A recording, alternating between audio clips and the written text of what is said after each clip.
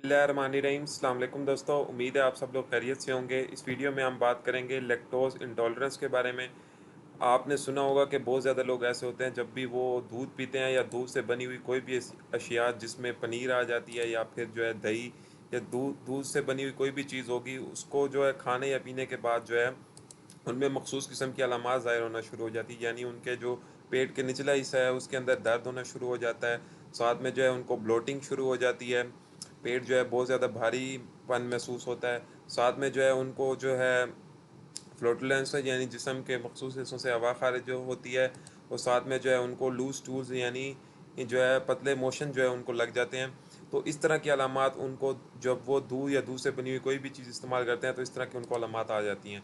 कुछ ऐसी अलामात होती हैं जो कि कुछ पेशेंट ऐसे भी होते हैं जिनमें इस तरह की अलामात नहीं भी आती, लेकिन मोस्टली जो है इस तरह की अलामात आती हैं। और कुछ और बीमारियों की भी अलामात आती हैं जो कि इस बीमारी की काज बनती हैं, जो कि आगे चल के मैं आपको बताऊंगा।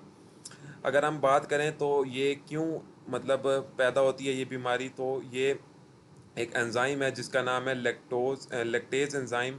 जो कि जब जो भी हम कोई शुगर खाते हैं, जैसे हम दूध पीते हैं तो दूध के अंदर होता है लैक्टोज। अब जो लैक्टेज एंजाइम है वो लैक्टोज को जो है वो ग्लूकोज और गैलेक्टोज में जो है चेंज कन्वर्ट करता है। ये हमारे जो छोटी आंत है जिसे हम स्मॉल इंटेस्टाइन कहते हैं, प्रोक्सिमल पार्ट है, उसके अंदर ये प्रेजेंट होता है। तो अगर ये इसकी डेफिशिएंसी जो है हमारे जिस्म में हो जाती है, इसी वजह से जो है इस किस्म की अलामात आना शुरू हो जाती हैं। तो इसकी सबसे बड़ी जो वजह है, काज है, वो लैक्टेज एंजाइम की डेफिशिएंसी है। अब ये जो एंजाइम है बच्चों में अमूमन जब पैदा होते हैं तो ये काफ़ी कम होता है। पहले ज़्यादा होता है, लेकिन उसके बाद जैसे जैसे वो बड़े होते जाते हैं तो उसके अंदर जो है इस एंजाइम की कमी आना शुरू हो जाती है। अब इसकी कमी आना शुरू होती है तो जब वो लैक्टोज जो है वो लैक्टोज और ग्लूकोज में कन्वर्ट नहीं हो पाएगा तो बैक्टीरिया जो हमारी आंत के अंदर मौजूद है, कॉलोन के अंदर, वो जो है मुख्तलिफ तरह की गैसेस पैदा करना शुरू कर देते हैं। उसमें ऑर्गेनिक एसिड्स और हाइड्रोजन बनना शुरू हो जाती है और इसी वजह से जो है मरीज़ को जो है जिस्म के मुख्तलिफ हिस्सों से हवा खारिज होना शुरू हो जाती है। अब इसकी और वजूहत भी कुछ हैं, जैसे मेल एब्जॉर्प्शन, क्योंकि ये मेल एब्जॉर्प्टिव डिजीज़ है। तो उस एवे जो भी हो सकती है, एक और डिजीज़ है सीलिक डिजीज़, इसको भी हम आने वाली वीडियोस में कवर करेंगे, वो भी इसकी एक वजह हो सकती है। क्रोन डिजीज़ इसकी एक वजह हो सकती है। और इसके अलावा जो है एक कुछ इन्फेक्शन है जो कि इसकी वजह बन सकते हैं लैक्टोज इंटॉलरेंस की, जिसमें बैक्टीरिया गैस्ट्रोएंटेराइटिस आ जाता है। इसके अलावा प्रोटोजोअल इन्फेक्शन है, जियार्डिया लैम्ब्लिया, इसके इन्फेक्शन से भी जो है लैक्टोज इंटॉलरेंस हो जाती है।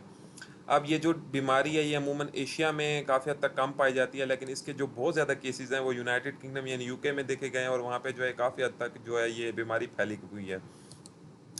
अच्छा, इसमें जो है अमूमन जो लूज़ मोशन होते हैं, डायरिया होता है, वो अमूमन फास्टिंग करने से जो है वो ख़त्म हो जाता है। यानी अगर आप जो है दूध से बनी हुई चीज़ों को खाना छोड़ देंगे तो इसकी वजह से जो लूज़ मोशन लगे हुए होते हैं वो खुद ब खुद ख़त्म हो जाते हैं। इसीलिए इसको ऑस्मोटिक डायरिया कहा जाता है। ऑस्मोटिक डायरिया जो है वो अबेट कर जाता है जब भी फास्टिंग की जाती है।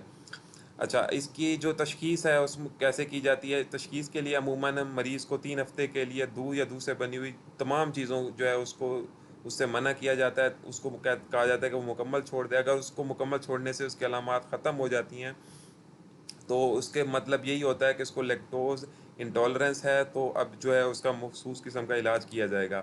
इसके अलावा इसका दूसरा टेस्ट भी किया जाता है जिसे हम हाइड्रोजन ब्रेथ टेस्ट कहते हैं।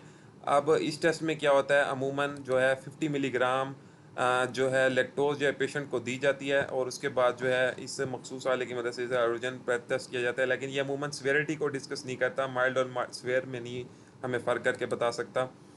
इसका इलाज कैसे किया जाता है? अमूमन इलाज के लिए अमूमन इसमें कैल्शियम कार्बोनेट दी जाती है 500 मिलीग्राम, क्योंकि जब हम पेशेंट को मुकम्मल तौर पर लैक्टोज यानी दूध से बनी हुई चीज़ों को मुकम्मल तौर पर मना करने का बोलते हैं तो जिस्म में जो है कैल्शियम की कमी हो जाती है, क्योंकि दूध में सबसे ज़्यादा कैल्शियम पाया जाता है। तो कैल्शियम जब कम होगा तो हम बाहर से उसके सप्लीमेंट्स देंगे कैल्शियम कार्बोनेट के, ताकि हमारी हड्डियाँ और दांत जो है वो काफ़ी हद तक मजबूत बन सकें। दूसरे नंबर पे जो है हम लैक्टोज़ फ्री चीज़ें भी दे सकते हैं, जिसमें लैक्टोज़ फ्री मिल्क मार्केट में अवेलेबल हैं, वो भी डिफरेंट ब्रांड्स के मिल जाते हैं। तो इससे ये होता है कि इस जो लैक्टोज़ हैं वो डायरेक्ट दे रहे होते हैं, इसीलिए इसके लिए हमें किसी किस्म के लैक्टेज एंजाइम की ज़रूरत नहीं पड़ती। इस वजह से ये काफ़ी हद तक यूज़फुल है। इसके साथ साथ हम जो है लैक्टेज एंजाइम जो है उसकी प्रॉपर जो कैप्सूल्स आते हैं वो भी हम दे सकते हैं। ये भी वही रोल अदा करते हैं जो जिस्म में नेचुरली लैक्टेज बनता है स्मॉल इंटेस्टाइन से, अब वो नहीं बन रहा तो इसके लिए हम लैक्टेज एंजाइम का कैप्सूल देते हैं जो कि काफ़ी हद तक यूज़फुल होता है। साथ में जो है हम लैक्टेज के ड्रॉप्स भी अमूमन मिल जाते हैं, ये भी पेशेंट को दिए जाते हैं अमूमन, और ये भी काफ़ी हद तक इफेक्टिव होते हैं। इसके अलावा इसकी जो इलाज है उसमें लैक्टोज टॉलरेंस को, थ्रेशोल्ड को काफ़ी हद तक मतलब देखा जाता है।